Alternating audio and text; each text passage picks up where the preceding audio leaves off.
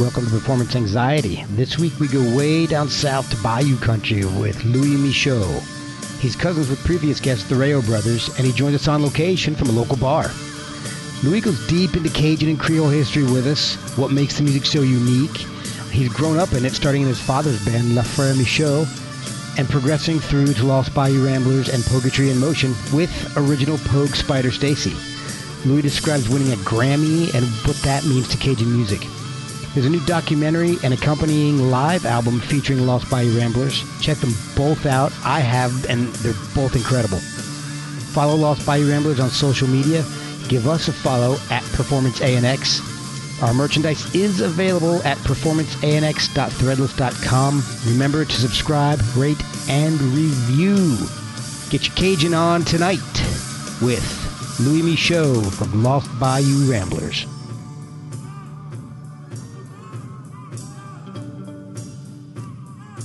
This is Louis Michot with Lost Bayou Ramblers here on Performance Anxiety, talking about our new album, Aster, live recorded at 7 venues in New Orleans.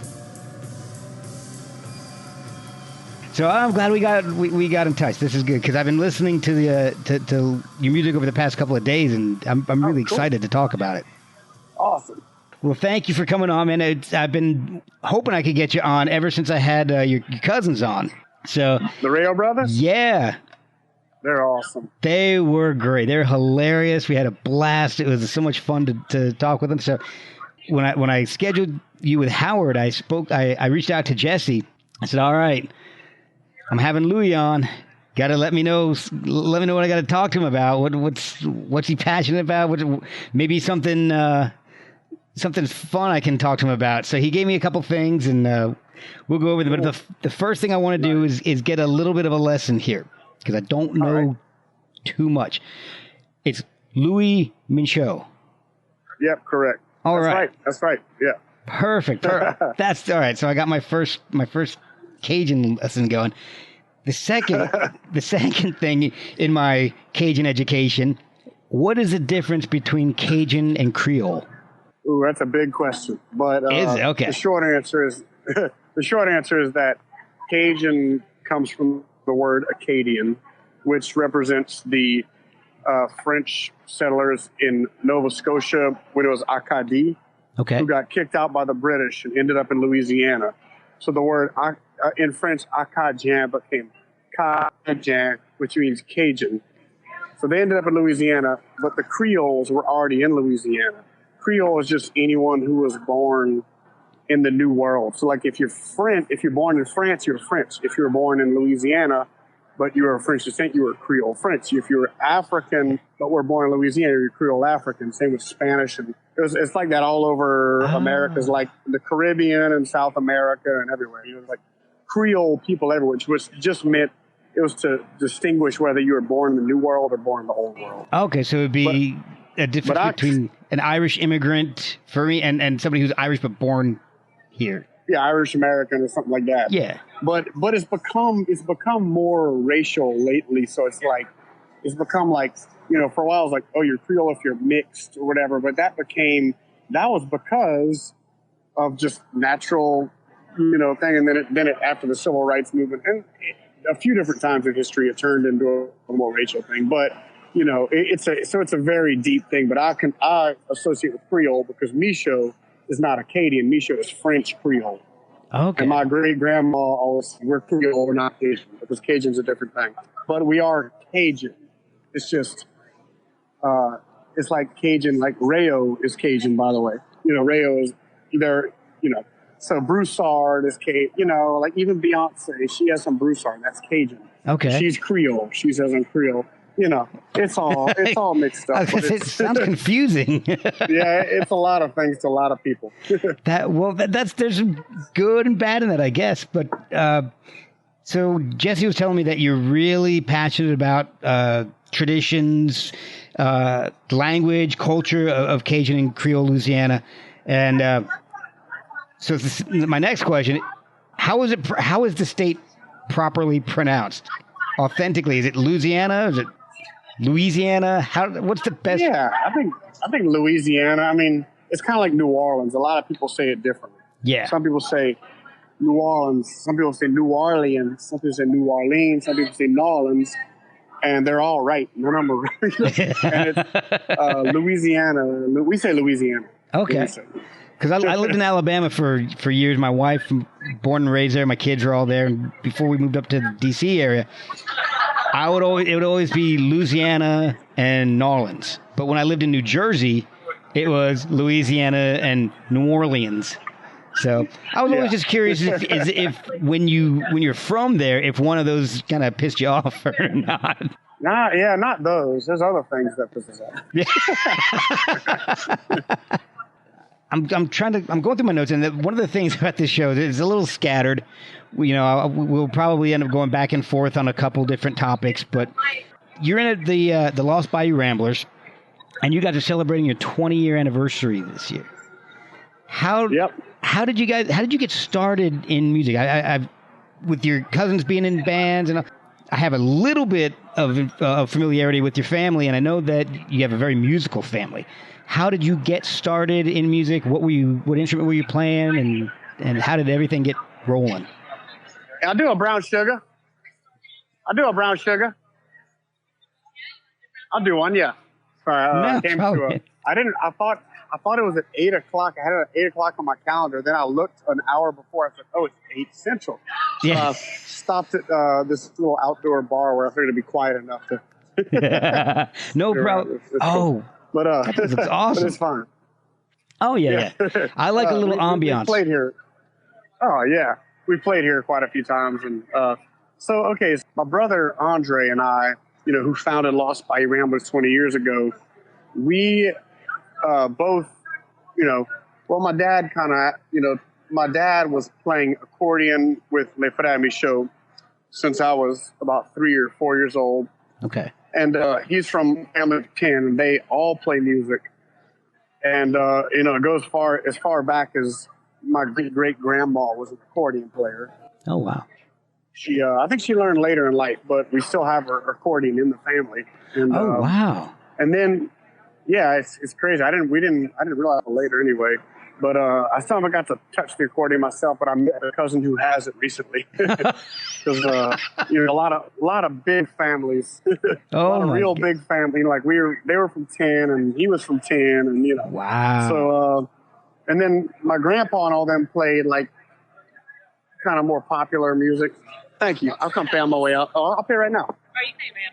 I'll pay right now. Yeah, we can pause it. No big deal. Thank you so much.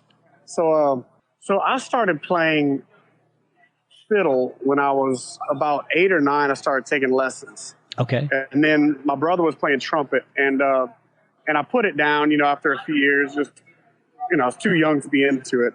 And like the next year, I picked up the electric guitar, and my brother had been playing electric guitar for quite a few years then, and he was playing blues. We were living in Baton Rouge, and he taught himself all this blues music and was playing like blues jams at Tabby's Blues Box, which is a pretty famous old place. Oh, cool. And then my dad would have to escort him because he was underage. It was a bar.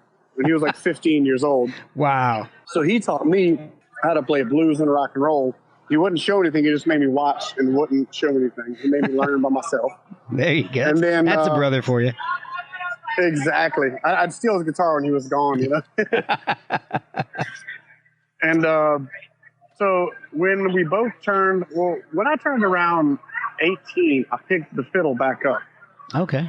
And my grandpa had a fiddle that he never played on my mom's side. He just kept it his whole life. So it was a nice old German fiddle his mom had bought him. So I took that and started really learning. Thank you so much. Appreciate that service. So I started learning on my grandpa's fiddle when I was about 18 years old with my friend Matthew Doucet, whose dad is the famous Beausoleil. Michael Beausoleil Doucet, and we started playing, and then I went to learn French up in Nova Scotia, in fact. Oh, okay. Where where our Cajun ancestry is from. Right. And they have a program up there that is literally taught. I would like to believe at least 1,000 of my generation how to speak French, because it's really hard to grasp the entire language down here, because there's not enough chances to speak it full time. Right. You know? Yeah. So you go up there to University of St. Anne, Church Point, Nova Scotia, just like Church Point, Louisiana, and it's like the same families, the same names, the Richards, the Comos, the Sauniers, the LeBlancs, and learn up there. I brought my fiddle with me, and I learned while I was learning to speak French, and I ended up, so like I did a 5-week immersion program, and then I went hitchhiked by myself around Eastern Canada and continued to learn French and continued to learn the fiddle. And I was starting to like bring back these songs. Well, I guess I passed up a part, so I'll have to go back to a minute ago. But after 3 months of being in Canada and traveling by myself and learning French and learning the fiddle, I went back home, and my brother had been learning accordion the whole time while I was gone. So I got back, and this was 1998, and my brother had been learning accordion, and we started messing around. And the next thing you know, the next year, someone asked me if I'd go play a gig somewhere. I said, yeah, I'll bring my brother. And then we didn't have a name, and we named ourselves. Well, a friend of ours offered up the name Lost Bayou Ramblers on the way to the gig. Oh, nice. And that was like 20 years ago in August, like tomorrow, like next month, it was like 20 years ago. Wow. And so the part I skipped was that my brother and I both were raised from about 14, 15 years old playing professionally in Les Frères Michot. Right. So Les Frères Michot was 5 brothers. Our dad did a fiddle, bass, triangle, and guitar. And like if one member would be, like one of the members lived in France for a while, he'd be traveling here and there. And my brother would go sit in and learn, and then he would take their place when they were gone. Oh, wow. And then the other brother would go travel with them. They'd be touring on their own little group in France and stuff. And then so I took his place on stand-up bass. Oh, wow. So I played stand-up bass from about 15 until I still play with him. So I've been playing stand-up bass for about 25 years at the Frères Michot. And that's how we really got started playing professionally and playing Cajun music. You know, at the same time as we were playing rock and roll and blues and psychedelic music on our own, we were playing with the Frères Michot a few times a week professionally. That's okay. So that makes a lot of sense to me, because I was in listening to a lot of the music, and particularly the live shows that I was able to see. The music it's pretty wild. It's just, I've never heard accordion like that. I mean, I've heard the accordion has got some like I don't know. You plug it into a wah, or it's just crazy. And well, yeah, Andre does some next level stuff with the accordion. It's not a wah, but I can't give away the secrets. But no. Yeah, he's one of the only accordion players I've seen down here that use pedals. The only one. In fact. He's the only one I've ever seen ever.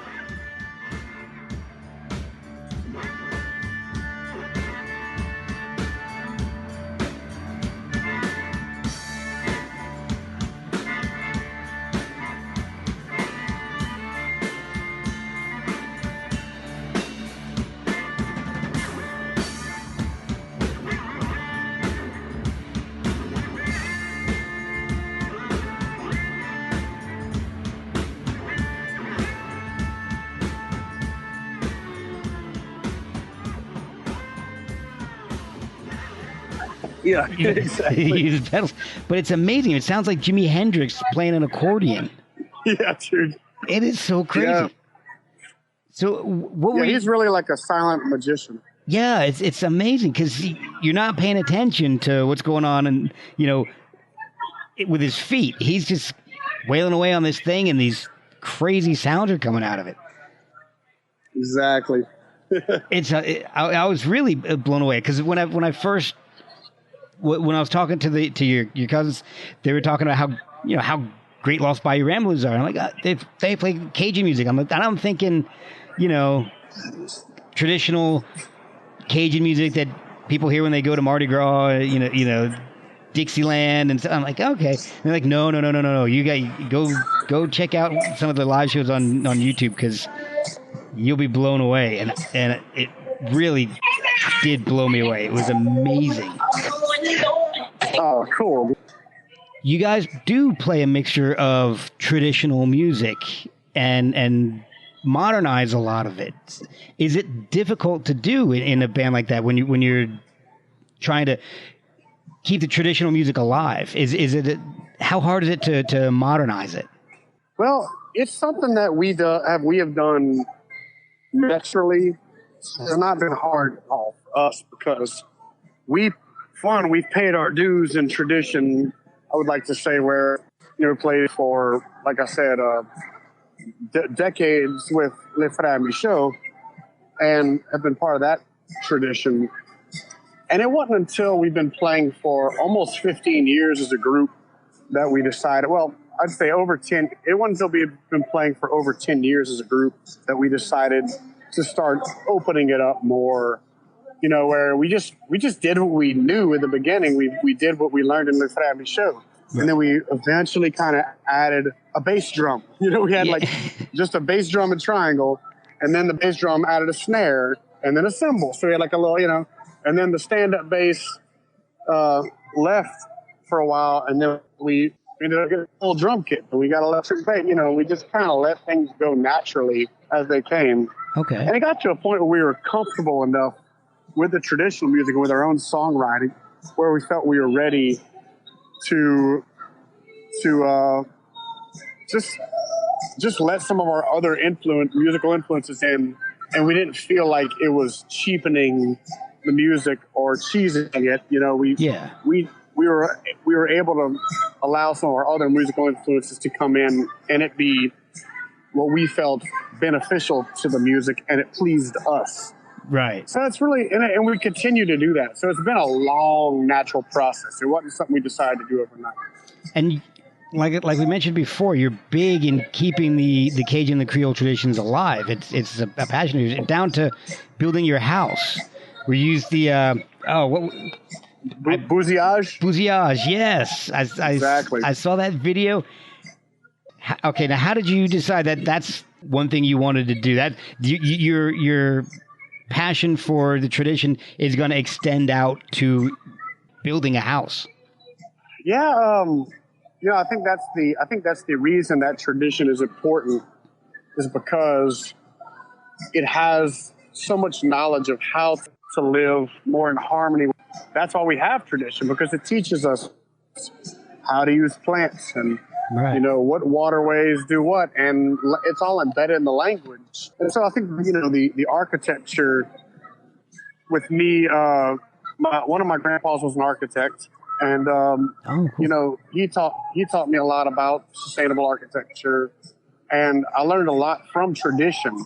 And so it's the same as the music, where it's like you're taking what worked historically and bringing it to what works with technology, and using the best of both to sustain the culture. Because that's the other thing about culture and tradition, is if it's not evolving, it won't sustain. If you're trying to keep it in a box and keep it in an aquarium, it's just going to die. That's so a good point. You have to let it evolve, and that's what I did both, with my house, and that's what we do with our music. And the same with the language. The language picks up a lot of it has to evolve with modern language. Like Cajun French has a lot of English. It has a lot of Native American. It has some Spanish, because it's like that's the world it was living in when it was created, and it continues to evolve in that way. So, it's all about moving forward with culture for it to make sense and for it to be able to survive in the modern world. And one aspect where that's happening, and it's an unexpected aspect for me in listening to your music, is food. Because I'll be honest with you, my knowledge of Cajun and Creole food goes to jambalaya, beignets, étouffée, boudin, community coffee, which is my favorite. But you came up with something that was completely new that I have never seen before. The ham dog. Oh my gosh. That's so funny because what in the hell? How did you decide to do that? The first time I saw the documentary, I was like, oh my gosh, I completely forgot y'all filmed the ham dog. It's in there, right? Up front and center, too. It is, yeah, it's like the denouement, whatever. Yeah, it's actually the second time I'd ever cooked ham dog, and it was both in the same location at Dockside, because I think what happened was I had hamburger meat and hot dog buns. So, and then I thought I was genius and invented a new type of food, but I think a lot of people have done it. If you Google it, it definitely comes up. and the other thing about it is, once you when you're making it and when you're cooking it, it resembles too many grotesque things that you don't want to put it in your mouth. It's not a natural. Yeah, it's not like a naturally apt, but it's actually very good. I made them for my family on vacation, and everyone loved them. Like, those ham dogs were great. Like, yeah.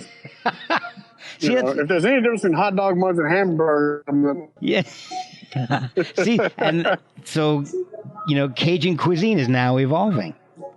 Hey, we call it a jambon chien. Okay. I'm not even going to try to pronounce any of the song names because I'm Irish Catholic from New Jersey down to Alabama and now Virginia. So I have no French, no Cajun in me. So I don't. Oh, I know it's a foreign thing. I understand for sure. But I love it. I've only been in that area a couple of times. A friend of mine had moved out to Lake Charles, helped him go out there, and so Lake Charles is great. Yeah, I've had a little bit of experience, but it's 2 trips out there, so it wasn't. I haven't been immersed in it, but the music is really cool. The cuisine is amazing, and it's so much more than just going to Mardi Gras in New Orleans, and it's. Oh yeah, it's every day. It's an everyday thing. Exactly. Now, as far as your passion for tradition, has the internet helped you guys, or has it hurt? Because I'm sure you can spread your music and the tradition across the globe, but you also have other things coming in and maybe influencing younger generations, taking them away from the tradition. Have you found it to be more helpful or more harmful? Well, I guess a little bit of both, where, we already went through 100 years ago is when we went through Americanization, where it was illegal to speak French or any other language besides English in schools. And that was like the big, radio and TV and just the laws and everything were all against the call French and everything. But I'd say, today it goes both ways, because the access to communication and the access to content, some people are creating modern Cajun content where either I was going to say I started with the ham dog. A lot of it's very self-deprecating, There's Okay. a lot of as far as cuisine goes, there's these jokes like Boudreaux and Thibodeau, they saw a UFO, Boudreaux saw a UFO land. He said, Thibodeau, cook some rice. Because as soon as the alien got out, they were going to eat. They were going to cook them. A new species to eat. Right. So, and that's a lot of the modern internet, Cajun stuff is a lot of it's comedy and a lot of it's self-deprecating, and it uses as much of the language as the people creating it know, which a lot of them it's like, oh, I remember my grandparents saying this and that, even though they're not fluent in the French. Right. They know a lot of the words and a lot of like just local dialect and stuff. So that's like a very interesting that goes viral only within Acadiana. Okay. We're almost like a little mini Mexico or Latin America, where I think like the Zydeco has a much bigger footprint because it goes from like Houston. It's more of the black community. It goes from Houston to New Orleans and even Atlanta and stuff. Right. And the Cajun thing is more just in Acadiana. And so we only have 100,000 or a few 100,000 of legit community members. And where the Latin community has millions. So I compare it in my head to it's accordion music. You have all these Latin bands who have huge followings. Well, if you're playing Cajun music or Zydeco, you can access maybe up to 1 million people. Right. So when something goes viral in Acadiana, it's it gets 100,000 hits or something. And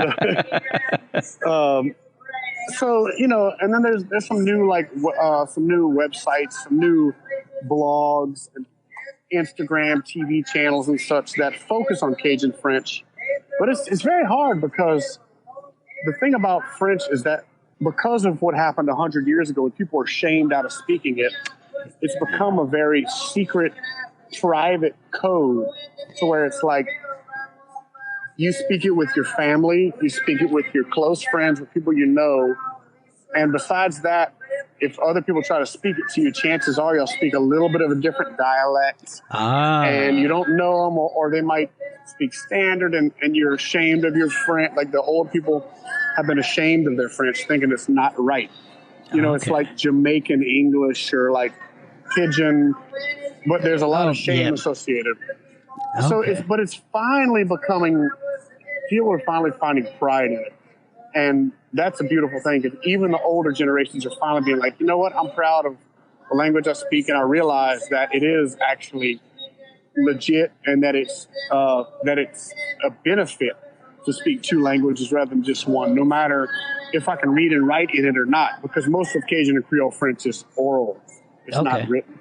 There are written, and there are some people that were schooled and all that, but for the most part, it's an oral language. So yeah. I was gonna say, so you recording this and immersing yourself and spreading the knowledge of the traditions and all, that's kind of documenting it more in a way than just handing it down orally, like you'd mentioned. Yeah, well, the music has been one of the biggest vehicles to keep French going, for sure. I mean, I don't think there's anything that's had a greater effect on keeping the language itself alive than the music, because the music is in the language, both rhythmically and linguistically. So it's like, I always compare it to like trying to play salsa in German, like sing a salsa in German. I'm sure it's been done, but it's not nearly as good as the original. So I don't know, but I would want to hear that. Now I got to go look. That's got to be on YouTube somewhere. I got to look that up. Well, I've heard they had a Japanese Cajun band that came down and stayed at our family's shack, and they gave us a cassette, and it was Cajun music in Japanese. That's amazing. And it was amazing.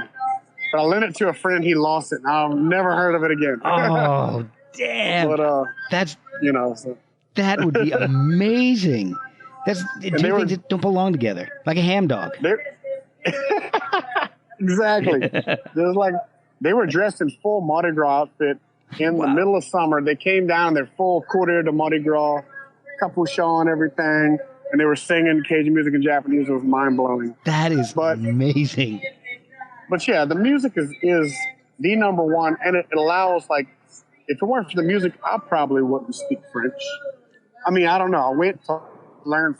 I felt like it was a part of me that was missing, because, so much of who I am is that, and it's I'm a lot of other things too. I'm Sicilian, Irish, Jewish, American in general, but I have so much French, and so much of like our mother culture here is that, and I really did feel like it was something I was missing out on, and I really do feel like more complete since learning it. Right. And almost every single day, if someone tells me, I wish I would have taught my kids French, or I wish my daddy would have taught me French, both ways. And my dad didn't speak French because his dad didn't speak French, because his dad, my great-grandpa, Louis Michot I, was a teacher in the early 1900s and was the one enforcing the law. So my great-grandparents were teachers in Mamou, Point Bleu, some of the most French, Creole places around that almost no English was spoken in, and they raised their family in English because that was the thing. So, law and assimilation. Exactly. Law and assimilation. I mean, look at us now, like with the current political environment. It's like people that choose to speak Spanish in America are going against the flow. And it's like people that chose to speak French back then. Well, a lot of them, they would get to school, they couldn't speak English, they couldn't even ask to go to the bathroom, and they were forced to go on themselves and embarrass themselves. And that's a lot of the shame that they held, that they still hold today. It's crazy. And That's a lot amazing. of them, either they try to disconnect with that part of themselves where they just learned English and you can still hear it in their accent today that it's not their native language. I speak to people every day that sound like that it's their second language.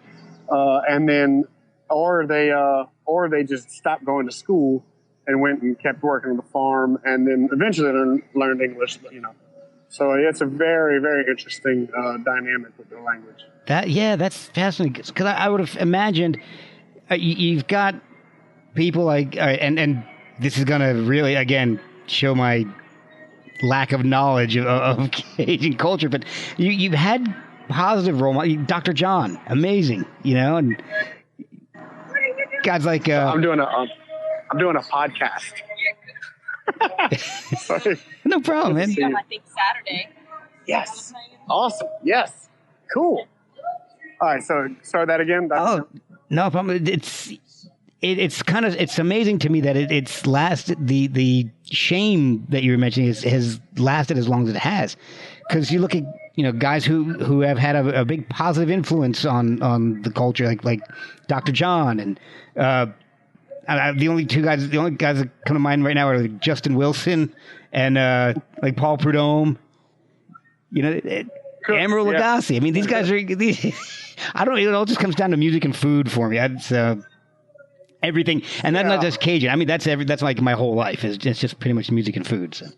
Nice. Best two things on earth. Oh yeah, exactly. So that's how I base my knowledge on things. It's if I can name an artist and some chef or cuisine, some dish, then I'm happy. Nice. Exactly. I understand that. That's right.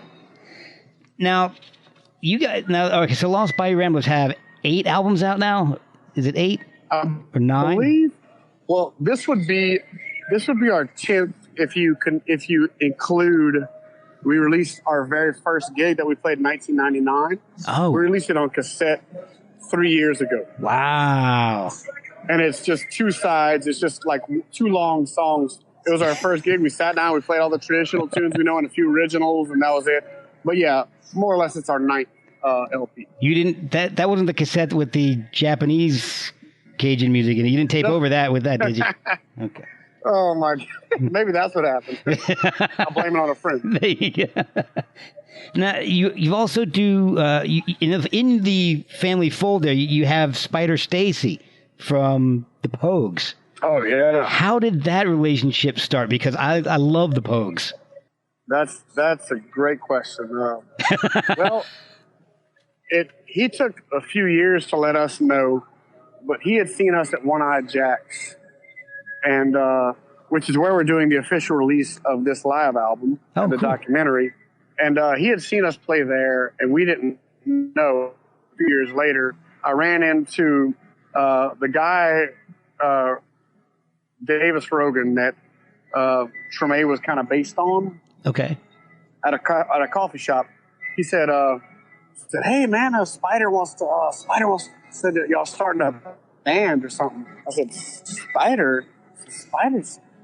I was thinking of another. The only Spider I knew was a guy named his last name was Mouton here in Lafayette, and he's many nights right over here while I'm sitting, and he passed away. I said, "Man, Spider's dead." He said, "No, Spider Stacy from the Pogues." I said, "Who?" He said, "I know about the Pogues." He said, I said, "Okay, well, cool." I said, "I don't think we're starting a band, but maybe." Yeah. So then I got a call from Spider like a week later. He was like, "Well, my cover's blown. I've been wanting to start. I've been dreaming how awesome it'd be to like play with you guys because I thought that y'all would, be a great band to play with." And I said, "Cool, let's do it." So I went to his house and we talked. And I had played Dirty Old Town before, but besides that, I knew very little about the Pogues. Right. And so we started from square one, and which is great because we weren't like fans or knew everything. It was like, yeah. So we just learned everything, and we've played dozens of gigs with him since then. And it's just so natural because we play it like we hear it. He sings it like he knows it, which is better than anyone out there besides Shane, maybe. Yeah, exactly.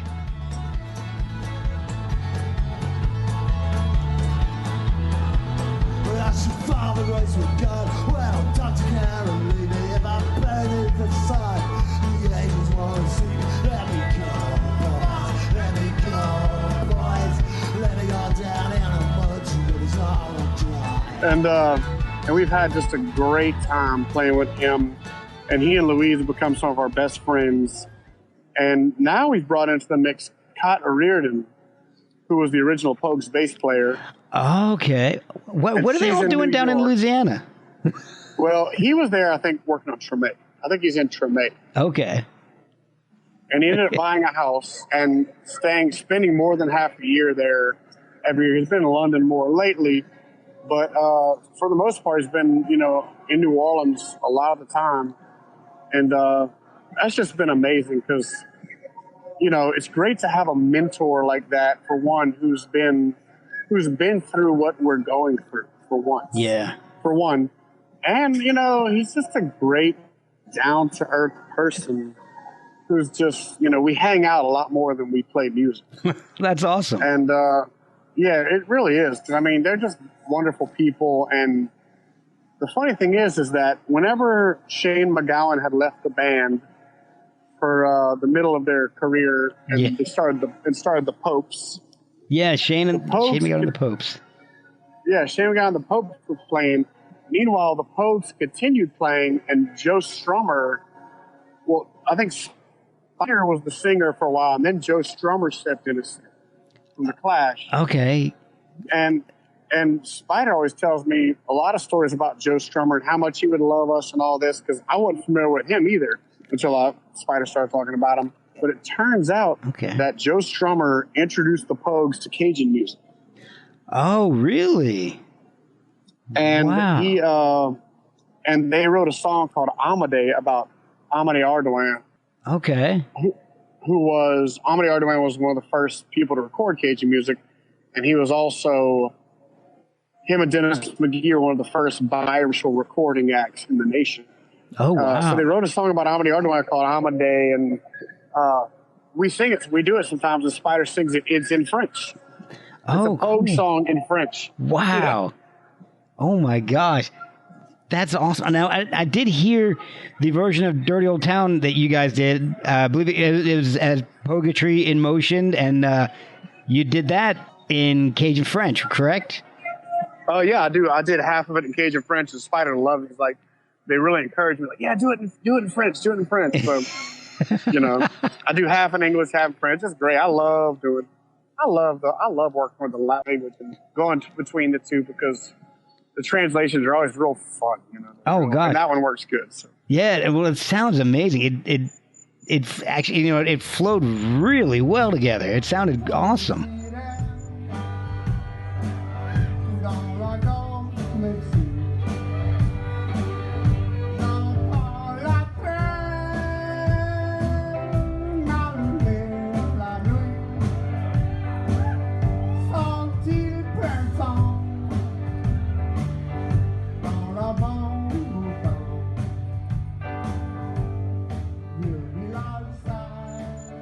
Yeah, that's I guess it's the only song that I sing with Poguetry, I believe.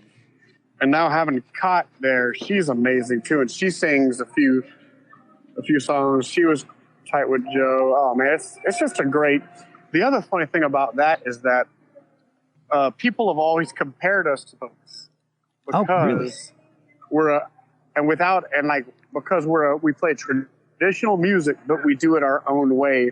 Or like, and he said it was the same for them, where people call it punk, but to us, we're just playing the music like we like it. Right. That makes sense. So people have called us punk Cajun music, and people call them punk Irish music, but we don't call ourselves that. And then people compared us to the Pogues for that exact reason. And I still didn't know who the Pogues really didn't know much about them. I mean, I was like, okay, yeah, the Pogues, they're a punk band. They're an Irish band. Irish punk band. Yeah, so it's really cool that all came together, because it's very natural, and it's a great, great collaboration. All right, so the album Calenda, I want to ask you a couple questions about that, because that's an amazing album. It was produced by Corey Ritchie, and that's kind of a wild choice, I guess is the best way to put it, because he's known for Arcade Fire and LCD Sound System, and not Cajun music. That's the great irony of it, is that Corey Ritchie is from Eagan, Louisiana, a small, barely even a town. He's not even from the town. He's out from the middle of nowhere country. And he grew up as a rice and crawfish farmer. And he sent me a picture of himself the other day at like 12 years old with his champion bull, at the Crowley, rodeo or the 4-H or whatever. Bull named Joe that won the. So they turned up the music. So yeah, the thing about Corey Ritchie is we met him when we recorded our first album at Dockside, and that has a whole story in itself. But he is, like I said, he's from Acadia Parish, where Wayne Toops is from. He grew up playing music, but not French music, just like most of our generation. And he started working at Dockside Studios, the world famous Dockside Studios, and he got in there at a young age because he started as like the landscaper. Oh, wow. But he never divulged the information that he could run Pro Tools and was a pretty solid engineer. And one day the engineer didn't show up, and he became the house engineer at Dockside and got to work with Dr. John and Scarlett Johansson and all that. And that's when we met him right after Scarlett left. She just had finished her Tom Waits album, Anywhere I Lay My Head. And we got there the next day, and Corey was the house engineer. We met him then, and we, like everyone, falls in love with his personality and his production style. And then we got him to produce Mammoth Waltz. And that was like, that was when he stepped in and really became producer. And then we've been working with him ever since. And he joined the band for a while. And he was actually still in the band while he was playing with LCD Sound System, but it got a little too crazy. So we decided it was best for him to not be in the band and just be our producer. Now, a few years ago, you all got some really heavy rains that flooded the studio, and the studio's got a Neve console there. Did that make it through okay? Yeah, actually, it's in the documentary where the interesting thing about Dockside is that our first recording was made right across. It's on the Vermilion, the Bayou Vermilion, and our first recording was made right at our camp, which is on Bayou Vermilion, right across the bayou from Dockside. So we started over there. I didn't even know Dockside existed, and then I met some people that introduced me to Dockside. I met them in New Orleans, and I could go on and on about the funny coincidences, but eventually I made it to Dockside, and it's like I could see it from the camp, and I never knew it was a world-class studio. Wow! And I was living at the camp. Yeah. I never knew it was Dockside. I'd heard of Dockside, but I didn't know that was Dockside. Wow! And so when the water started rising in 2016. They were watching it, and eventually Wish, the matriarch of Dockside, and her son Dylan, because Steve, the owner, he's basically paraplegic in a wheelchair, right? And Wish and Dylan went in the studio and in 2 feet of water began unplugging all the I don't know what you call them, but all the individual preamps and everything that makes up a Neve console. Right. They unplugged every single one of them and took all the racks out and pulled everything out and brought it to higher ground to the pool house where that didn't flood. Wow. And it was insane. So the Dockside took on 2 feet of water. Our camp took on 2 feet of water. My dad was living there at the time. He still is. And so both places were flooded, and we were out there with my boat. I was there with my boat just to get to my dad's camp to help him bail out, and then it just became just this giant, volunteering fest, and everyone came and helped out and got Dockside back, and it was good. It was good. It gave it a good overhaul and gave them a chance to redo some things, and same with the camp. Nothing was damaged too badly, but it was quite the scare with all the flooding that's been happening recently. Well, yeah, I mean, Neves are incredibly expensive and unbelievably complicated. I can't even imagine taking one apart and then trying to put it back together.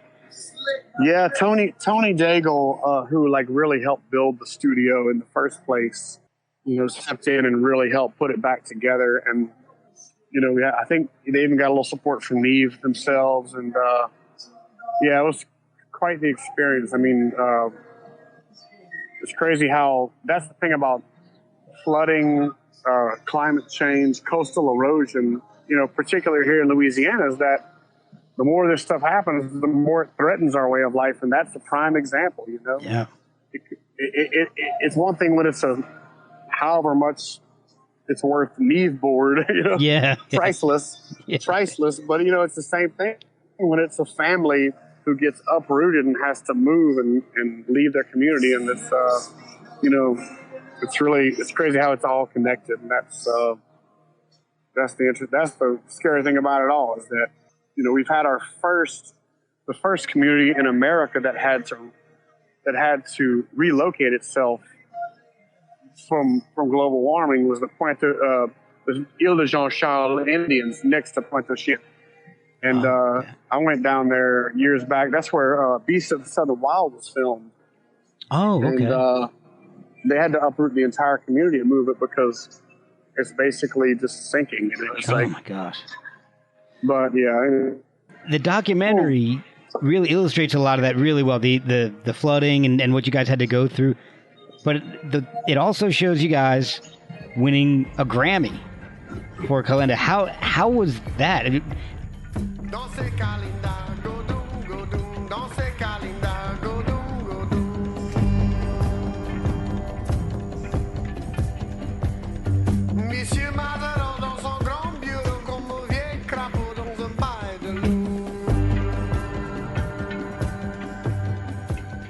How far in advance do you get notified that you're up for the award? And then I guess you want to know what that experience is like, because I'm never going to win a Grammy for anything.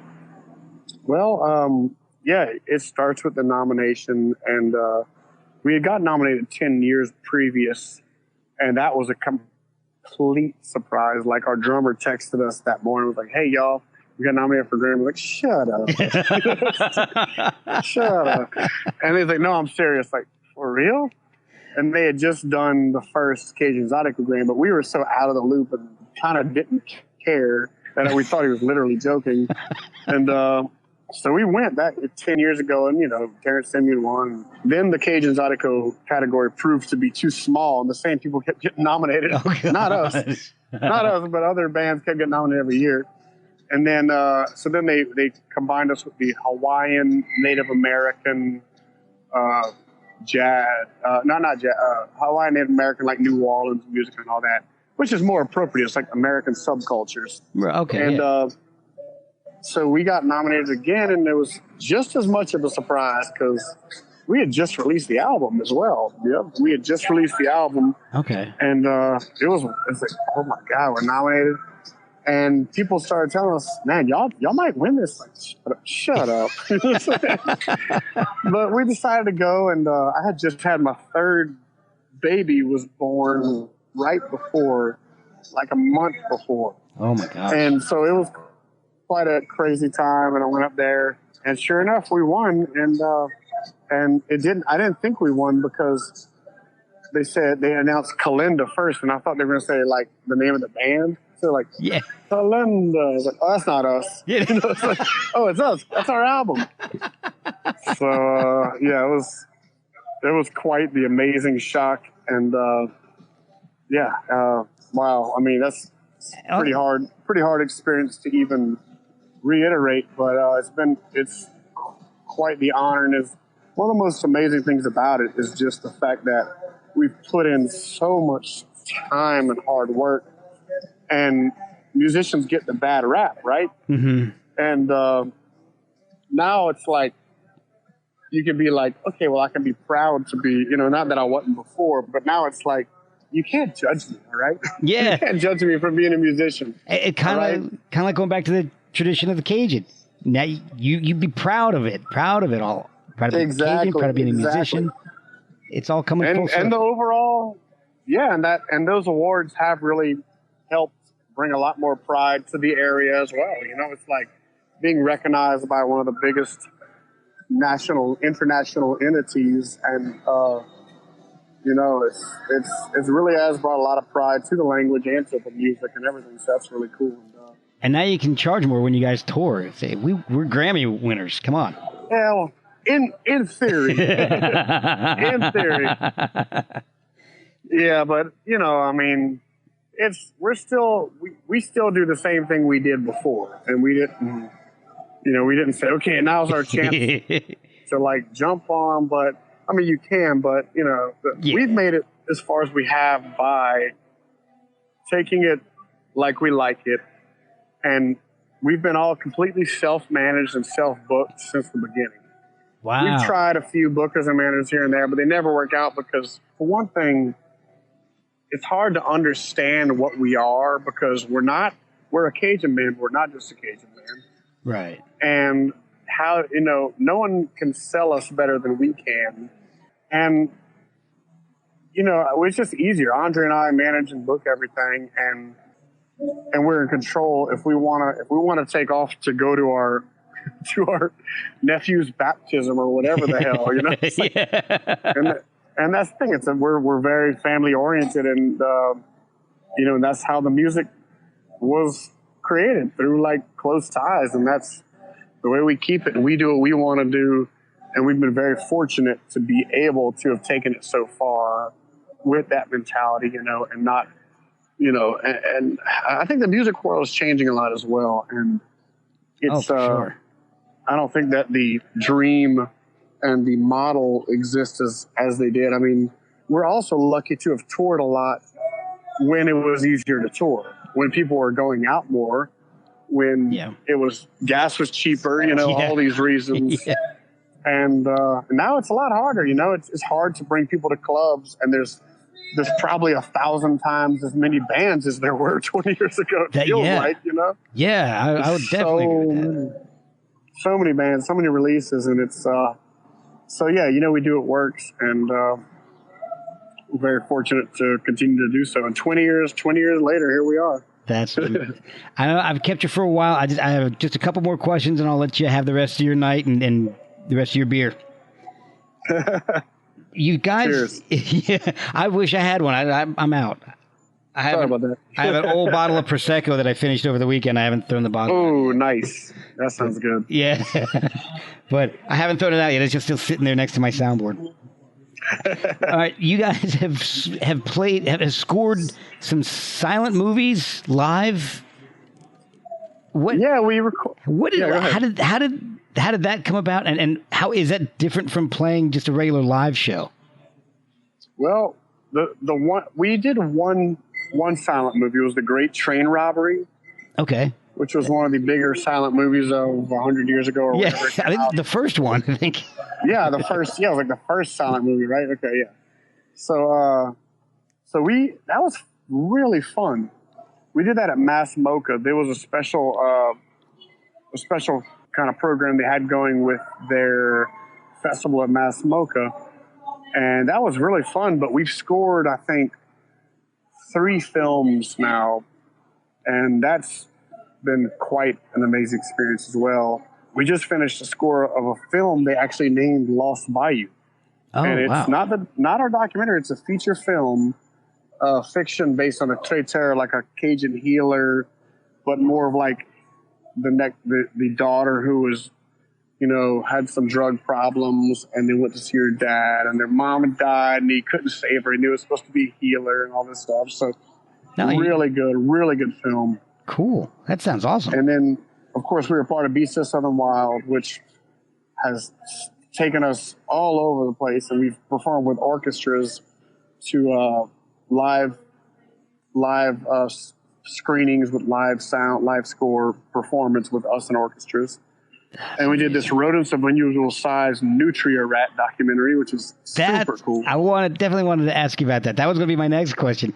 First of all, is that a reference to The Princess Bride? Someone just told me that actually recently. I was like, I had no idea. I've never seen it. So, oh my gosh, you've got to go see Princess Bride. It's one of the funniest movies of, I don't know, the 80s, I guess it came out. It was hilarious. Oh man, no, I need to see that. I had no idea. Yeah, it's got Fred Savage before the Wonder Years in it. It's got Carrie Elwes. Really? Yeah, Robin Wright No before she became shit. Robin Wright Penn. Oh, Peter wait, Falk is in it. Yeah. Yeah, remember when I think I've seen that. Yeah, and Carrie Elwes and Robin Wright go through this this really dark forest where these plumes of fire come out, and then these enormous rats come out, and they like chew their faces off, and they call them the rodents of unusual size, I think. Okay, I did not get that. That's the funniest thing about, they never told us that either. That's, oh man. Well, that was a great documentary. Really well done. Now, has that one, the album for that one come out yet? Is that already? Yeah, we put it out in January on CD and on digital. And so that's like 23 tracks. Okay. Really fun to make. And of course, nutria, have been a big, nutria rats have been a big problem here in Louisiana. They were brought here for furs. Yeah. When fur was big, but then fur became not big, and then they just started eating the levees. And, oh, God. Which that's something I wanted to talk about, too, was this live album that we're putting out in September. We recorded at 7 different venues in New Orleans. Oh, cool. Except one of them was on the North Shore. Dewdrop Jazz Hall, they call it the oldest jazz hall in the world. Oh, wow. Longest standing, and it's in Mandeville, Louisiana. It's a little cypress, or a big cypress shack, I should say. But it's crazy. It's built just like the main room of my house that I tore down a house and moved out there. It's like the same exact construction. It's like cypress barge boards, what they call it. It's like, which is boards that were taken off of ships that were sent down the Mississippi from Kentucky, is the way they used to ship goods down one way, and then they would take them and de-nail the whole barge and turn it into lumber. Oh, wow. But anyway, I recorded at 7 different venues, Maple Leaf, and they're all within like a block or two of the Mississippi River.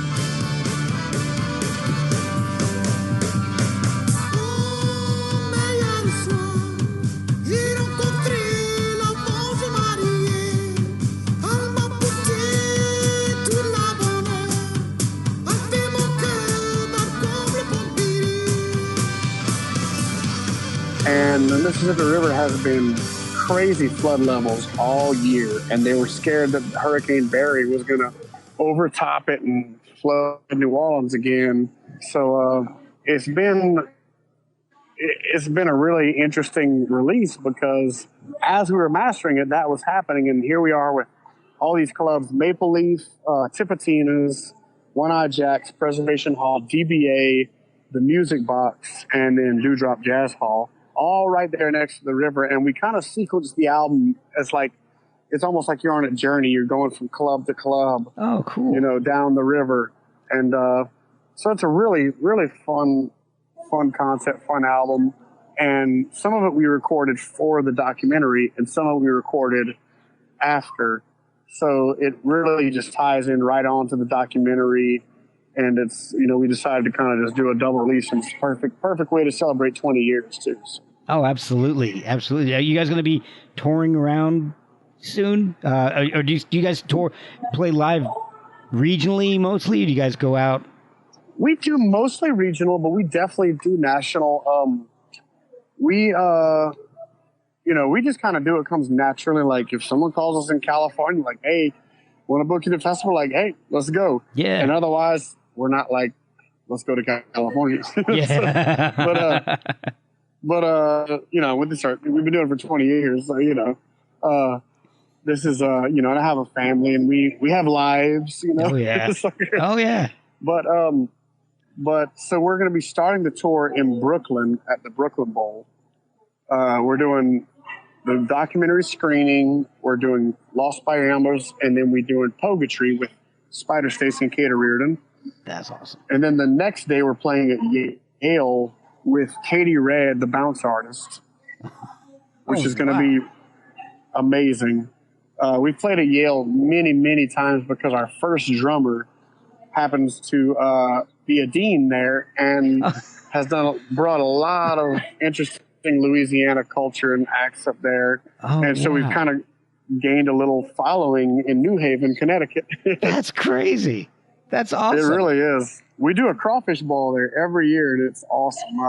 Oh my God! And then we're coming back. We're doing New Orleans at One Eye Jack's is the official release. We're doing the screening and a full performance. And since our 20-year anniversary, we're going to be inviting some of our past members who play in other bands come join us and such. So that's great. And and then we're doing mostly Louisiana stuff. We're doing a little run up to Muncie, Indiana for the Three Trails Festival. And we're doing Lafayette, here in Lafayette, the ACA, the Acadiana Center for the Arts, and on and on. We're going to be we're very lucky to be able to play. Lately, it's been 80 to 90% of our gigs here in Louisiana. Yeah. That's great. And I mean, it really is, because it's expensive to travel, and it's,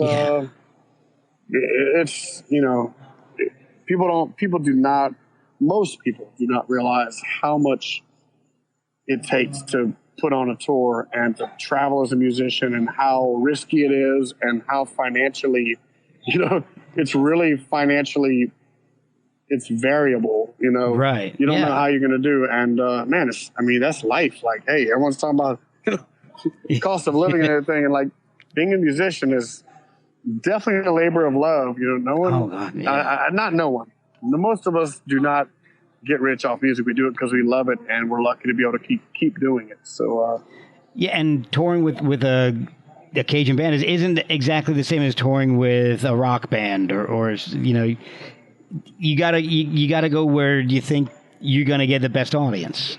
Exactly. A lot of people, if they're not familiar, they don't understand what it's going to be, which actually makes it even more interesting for us, because we're not your typical Cajun band. So most of the normal Cajun festivals nationally don't book us because we're too progressive. And then most of which is fine with us, because, we've done the circuit and stuff, and it's fine. It's just not, we'd rather play for people that just love music, not people that are there to see a specific, they want you to play the same thing that they've heard, nationally. Locally, it's different, because people thirst for something new within the tradition. And so we thrive locally because people want to see the music evolve. They want to see it change. And a lot of the Cajun bands stick to tradition, which is great, but a lot of the young people want something new. Well, and so, that's our thing. We're playing New Orleans, we play Lafayette, we play all across Acadiana, and it always takes people a minute to kind of like get over what you're doing. Well, most of the young people love it the first time they hear it. It's like, wow, I get it. Yeah. And I saw a video today where there's a thing called the Black Pop Festival, and they do like a lot of Cajun music and Zydeco, and it's kind of a local folky camp based off of the model of folk camps around the nation, like Floyd Fest and Red Fox and different folky camps. And they interviewed a local girl, and the girl said, who's a musician, an awesome musician. She said, I used to think, and this is exactly my experience too. Well, the first part. She said, I used to think that Cajun music was all sounded the same, that it was your grandparents' music, it was annoying. I used to think that too when I was young. My dad played it, and I was like, oh, whatever. Yeah. And we'd go out and have a good time. We'd dance. I would be a kid dancing with my cousins. We'd have a great time, but at the same time, it wasn't like Michael Jackson. Yeah. It wasn't what you were putting into your Walkman and listening to. Exactly. So this girl said that's how she felt. And then she said, but then I went to Festival International, and I saw Lost Bayou Ramblers, and I got it. She said, Lost Bayou Ramblers are the gateway drug to Cajun music. Well, it's like you said at the beginning of the show. If it doesn't progress, it stagnates and then dies. So you guys... Yeah, exactly. And totally. Yeah, you guys are doing an amazing job of keeping the tradition alive and moving it forward. In the past couple of days, listening to the music, you got a new fan in me, because I think it's amazing music. And Oh, man, thank you so much. and if you guys ever come to the D.C., Northern Virginia area, I will definitely be in the audience. Cool. Well, that's great, man. I'm sure we'll be back there at some point, brother. I hope so. They got some great places to play Americana type of music, like the Birchmere in Alexandria. There's all kinds of places in D.C., so there's plenty of opportunity. The place we played in D.C. was Madam's Organ. Is that still there? It doesn't sound familiar. It was in Adams Morgan, but they called it Madam's Organ. It was kind of like a punk or alternative eccentric venue of sorts. I have to look it up. They go in and out around it. There's a few that have stood the test of time, like the 930, Black Cat, the Birchmere. Nice. But very cool. There's a lot of historical theaters that would love a band like you guys to come and play your music. They do more Americana style music. They don't cater to like hard rock shows or anything like that. So I think that's places like the Union Hall, I think, maybe one. There's a lot of places. Oh yeah, Union Hall, that's right. Yeah, and I think that the Ford Theater still does stuff. There's all kinds of places around here. So you guys ever come around this area, I'll be keeping an eye out because I definitely want to check you guys out live in person, and not just on YouTube. Awesome, Mark, man. That'd be great, dude.